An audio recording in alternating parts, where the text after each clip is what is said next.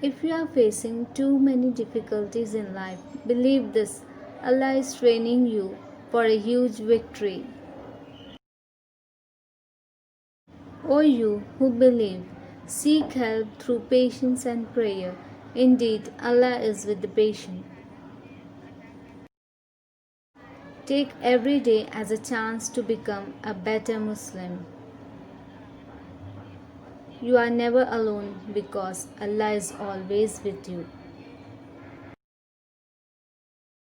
The greatest test of faith is when you don't get what you want, but still you are able to say, "Thank you, Allah." When you have taken a decision, put your trust in Allah. May Allah give us all the guidance to understand the status of our mothers and give us the ability to serve them while they are alive. Ameen. Ya Allah, you are the only one who can keep peace in my heart. Never disrespect a woman. When Allah subhanahu wa ta'ala dedicated a whole surah called Surah An-Nisa.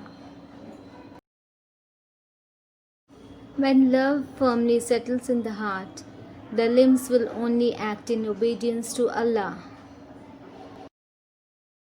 A mother is the biggest blessing. Never take it for granted. Be grateful and have a privilege to spend time with her. May Allah subhanahu wa ta'ala protect all mothers and give them highest ranks in both the worlds. Ameen. When a Muslim girl is born, she becomes a reason for her father to enter paradise. When she grows up and marries a man, she completes half of his religion. When she becomes a mother, paradise will be under her feet. This is the status of our woman in Islam. Don't despair and never lose hope, because Allah is always by your side.